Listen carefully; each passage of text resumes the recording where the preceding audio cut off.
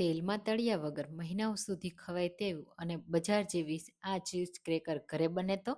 Hello friends, હું છું શીતલ. તમારું સ્વાગત છે મારા કિચનમાં. આજે આપણે બનાવીશું મેથી તો ઘણાને ભાવતી નથી હોતી, બાળકો ખાતા નથી હોતા, પણ જો આવા ક્રિસ્પી મેથી ચીઝ ક્રેકર ઘરે બનાવી લીધા તો મેથી પણ ખાશે અને બજારનું પણ બાળકો નહીં ખાશે. તો એકદમ નવી જ રીતે ચાલો બનાવીએ. તેલમાં તળિયા વગર બનાવવાના છે તો એના માટે આપણે ફ્રેશ લીલી મેથી લેશું. એના પાંદ આપણે અલગ કરી લેવાના છે અને પાંદને એકદમ ઝીણા ઝીણા કટ કરવાના છે. તો તમે ચોપરમાં પણ ચોપ કરી શકો છો અને આ રીતે એકદમ ઝીણું ઝીણું એનું કટિંગ કરી શકો છો. તો મેથીમાંથી તમે આવા તેલ વગરના ક્રેકર્સ ક્યારેય ટ્રાય કર્યા છે કે નહીં, કમેન્ટમાં મને ચોક્કસથી કહેજો. અને હા, મારી રેસીપી તમે કઈ સિટીમાંથી જુઓ છો ને એ પણ મને કહેજો. તમે જુઓ એકદમ ઝીણી મેથી મેં કટ કરી લીધી. હવે આપણે કોઈ પણ જાતના એક્સ્ટ્રા લોટ નથી લેવાના, માત્ર 1 કપ ઘઉંનો રેગ્યુલર રોટલીનો લોટ લેશું અને એમાં મોણ એડ કરીશું ઘીનું. તો અહીંયા 2 ટેબલ સ્પૂન જેટલું ઘી એડ કરીશું. ઘીને પહેલાં લોટ સાથે સારી રીતે મિક્સ કરી દેશું એટલે બધા લોટ છે ને એ ઘીવાળો થઈ જશે, એનો કલર ચેન્જ થઈ જશે અને જ્યારે આપણે ક્રેકર્સ બનાવીશું તો ક્રિસ્પી થશે, ખસ્તા બનશે.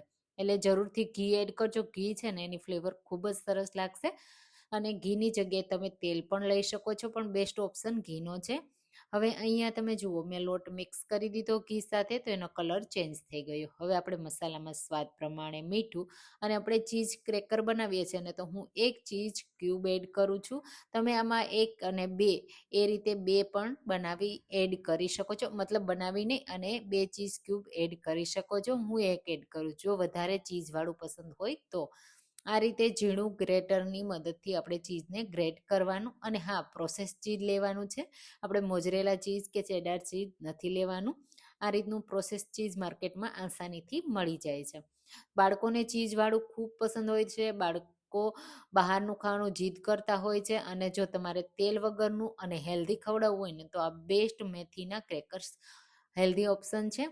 હવે ઝીણી કટ કરેલી મેથી એડ કરીશું અને પહેલાં સારી રીતે મિક્સ કરી લેશું. તો ચીઝમાં જે મોસળનો ભાગ હોય ને એના લીધે લોટ સાથે મિક્સ થઈ જશે અને પછી આપણે લોટમાં દૂધ કેટલું એડ કરવું ને એ ખબર પડી જશે. આ લોટને આપણે કઠણ બાંધવાનો છે એટલા માટે ઠંડુ આ રીતનું દૂધ લેવાનું. આંગળીથી ટચ કરીએ તો આપણે ઠંડુ લાગવું જોઈએ અને પછી થોડું થોડું દૂધ એડ કરવાનું છે. માત્ર 3 ટેબલ સ્પૂન જેટલા જ દૂધની અહીંયા જરૂર પડશે 1 કપ લોટ સાથે. તો તમે ચીઝ વધારે એડ કર્યું હશે તો એનાથી પણ ઓછું જોશે દૂધ, અને જો 1 ક્યુબ એડ કર્યું હશે ને તો 3 ટેબલ સ્પૂન દૂધ.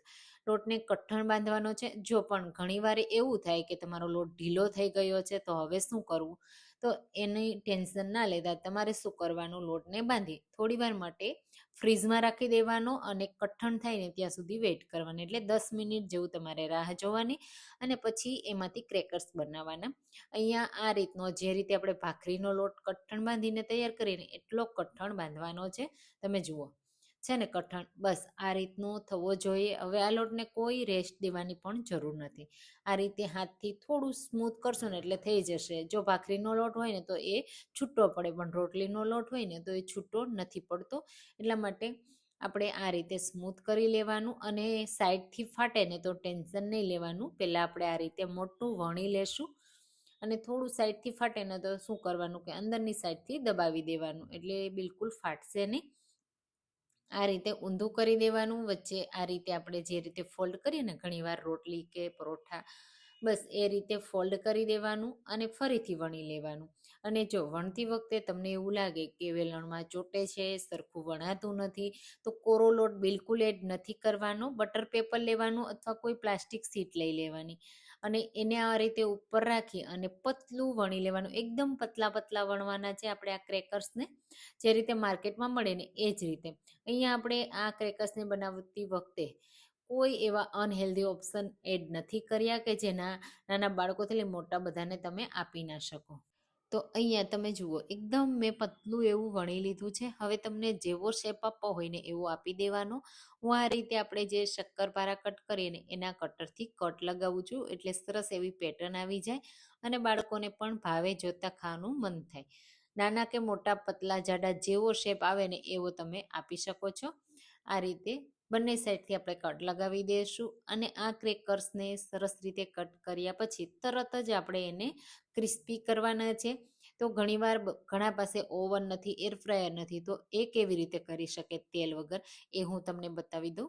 તો તમારે શું કરવાનું, જાડો તવો લેવાનો અને એના ઉપર બીજો તવો રાખી દેવાનો અને એના ઉપર તમારે બટર પેપર રાખવાનું અને પછી આ જે ક્રેકર્સ હોય ને એ રાખવાના અને એકદમ લો ફ્લેમ ઉપર શેકાવા દેવાના અને ઉપરથી ઢાંકી દેવાના અને પછી એક સાઈડ શેકાઈ જાય ને એટલે બીજી સાઈડ પલટાવી અને બીજી સાઈડ પણ શેકી લેવાના. એ રીતે તમે શેકશો ને તો તેલ વગરના તમે તૈયાર કરી શકશો. હું અહીંયા એર ફ્રાયરમાં કરું છું એટલે આ રીતે એર ફ્રાયરની ટ્રે લઈ લેશું, એના ઉપર બટર પેપર રાખી બધા ક્રેકર્સને આ રીતે ગોઠવી દેશું. હવે આપણે એને એર ફ્રાયરમાં રાખી દેશું. તો મેં પહેલેથી જ એર ફ્રાયરને પ્રીહીટ કરીને રાખ્યું છે, એમાં રાખી પ્લેટ અને આપણે એને સરસ રીતે બેક કરી લેશું. તો આપણે 160 ડિગ્રી ઉપર 12 મિનિટ માટે થવા દેશું. તો આપણે આ જે ક્રેકર છે એને બંને સાઈડથી ક્રિસ્પી કરવાના છે. તો એક સાઈડથી થોડાક થઈ જાય ને પછી એટલે કે 8 થી 10 મિનિટ થઈ જાય ને પછી તમે એની સાઈડને ચેન્જ કરી શકો છો અને ફરીથી બીજી સાઈડ તમે એને 2 થી 3 મિનિટ માટે બેક કરી શકો છો. તો મેં 8 મિનિટ માટે એક સાઈડ કર્યા, તમે જુઓ એક સાઈડ ક્રિસ્પી થઈ ગયા ને તો આપણે બીજી સાઈડ આ રીતે થોડી વાર માટે થવા દેશું. ઓવન હોય, માઇક્રોવેવ હોય, તમે સેમ ટેમ્પરેચર ઉપર બેક કરી શકો છો. અને બસ એર ફ્રાયરમાં પણ આ જ રીતે. તો અમારી પાસે એર ફ્રાયર ઓવન છે તો આ રીતે પ્લેટથી આપણે રાખી દેશું. ફરીથી 2 મિનિટ માટે મેં એને બેક કરી લીધા. બંને સાઈડથી તમે જુઓ કેટલા સરસ એવા ક્રિસ્પી થઈ ગયા. હવે ઠંડા કરી અને પછી આપણે એને સર્વ કરીશું. ડબ્બામાં ભરી મહિનાઓ સુધી પણ રાખશો ને તો ખરાબ નહીં થાય. ઘણીવાર તેલમાં તળ્યા હોય ને તો સ્મેલ આવે, ખરાબ થઈ જાય, પણ આમાં કાંઈ જ એવું નહીં થાય અને 100% ક્રિસ્પી જ રહેશે.